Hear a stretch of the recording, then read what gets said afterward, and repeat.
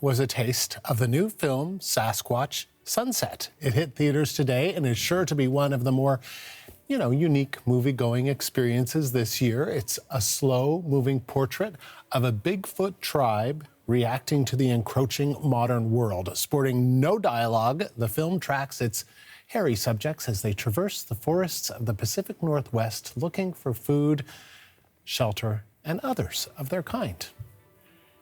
To give us his thoughts on this, let's bring in CBC's senior entertainment reporter, Eli Glasner, to offer his thoughts. Okay, no dialogue. Sasquatch Sunset, where do we begin? Andrew, it's been a heavy day. There's a lot of things happening in the world, so I'm going to take you to the lush forests of California, the beautiful redwoods overhead. We're going to go into the foliage. You're going to hear some beautiful music, and if we're lucky, might see something special. Let's take a look.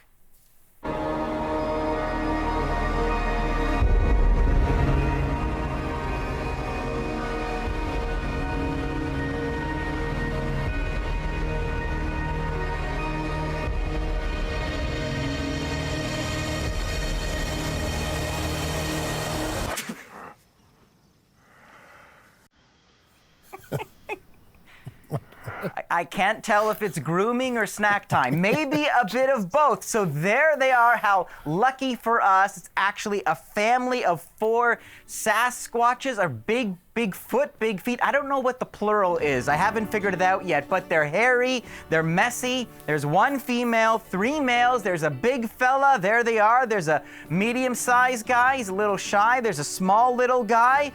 This movie is a year in the life of this furry family of humanoids, and like any species, Andrew, they have their own habits, as you can see, their own sounds, maybe even their own culture. Let's watch carefully, maybe we'll see something else.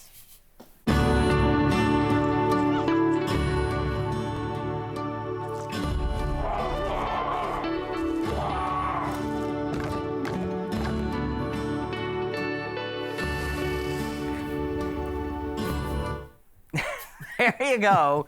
So this is like National Geographic on acid. This is what the film is like. Believe it or not, it's a 90-minute film. You're with them, kind of embedded with this furry family, and they're foraging, they're creating a shelter, they're going about their daily business. Now, they don't have names, but they do have distinct personalities. Some are shy. The female Bigfoot likes to keep to her own. Now, the big guy, he's a bit of a piece of work. You might have noticed already, he has this kind of permanent scowl. Maybe you know someone like him, and I actually have a clip. I'm gonna have to kind of talk over it. I'm gonna give you my best David Attenborough, because so what's happening here is they're foraging, and the rest of them are just eating kind of nettles, just some crummy berries.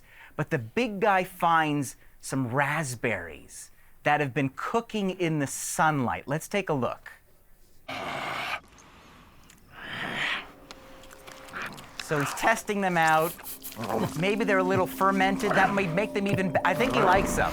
So there you go. He's shaking his head. He's shaking his head, but sometimes it's so good you want to go back for more. So he's really digging in. Now the rest of them, they say, "Oh wait, we're eating nettles. You're eating berries, warm berries. We want some." So you're going to see a little conversation now. And let's listen for the response. Well, he's guarding his berries. He's guarding his berries, indeed. The universal language of all mine go away. Those are my berries. And this is the thing. We'll let him finish his meal. In fact, he finishes, Andrew, the whole bush. And then, there are consequences. Sometimes you have to live with that choice. But this is the thing about this film, in that you're just kind of stuck watching them do what they do. And they are animals. Think about your pets at home. Like maybe you have a dog and you love your dog, but sometimes you're watching your dog and you're like, oh wait, no, don't lick there, don't do that. And they're animals, right? They don't have our filters. That is this film. It is the most infantile, puerile, scatological thing I have ever witnessed. And so you will laugh, you will shriek, you will occasionally go like, you don't want to see. But after 20 minutes of watching, you start to acclimatize. You start to be able to appreciate their different personalities. You start to surmise what the different hoots and hollers mean. And the longer you stay with them, the more you start to see. Wow, I am quite pleasantly distracted by everything, thanks to Here you, to help. Eli.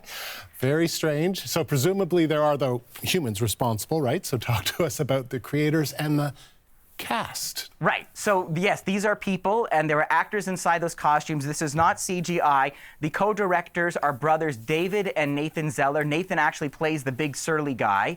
And this was their dream project. They put together a script. The first person they sent it to, believe it or not, let's take a look, Jesse Eisenberg, Mr. Social Network himself. They sent him this screenplay. That is who he plays. He plays the shy guy. He read the script for this, which is presumably more than just a bunch of grunts on a page. He said it was the best screenplay he has read in years. And of course, you know him from Zombieland and all the rest. Riley Keough plays the female.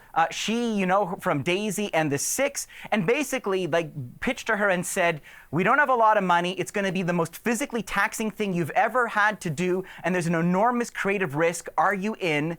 And she said yes. And I think the reason these actors wanted to do this is that there's this sense of freedom. They had to do a week of rehearsal, what they nicknamed Ape Camp, where they put on these costumes that took 2 hours to put on every day. And they just learned how to roll around and be a Bigfoot. And Jesse talked about how, like, freeing it was. They're not vain. There's nothing about appearance. You can just become these creatures. And the key, Andrew, to being a good Sasquatch, you know that part of your brain that gets embarrassed?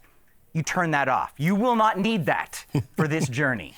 All right, now I've got some weekend plans. I'm going to try and imitate a Sasquatch all weekend. So all in all, what do you think? You know, initially I was amused and occasionally revolted, but the longer I stayed with it, because you're with them in the forest, you really start to become attached. And it sounds weird to say about a movie that involves characters throwing feces, but it is surprisingly moving and even at times tender. And that's because they're not playing it for jokes. It's not sweet. It's not saccharine. It is a year in the life of these creatures in the wild. So things happen. Nature is brutal, and it is certainly one of the most unusual, but I would say moving films I've seen.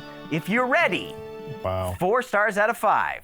Okay, after what you just said, I don't think I'm going to imitate a Sasquatch. That doesn't... You know, a word of caution. Yeah, probably not best just yet. All right, Eli, thank you. You're welcome. CBC senior entertainment reporter Eli Glasner.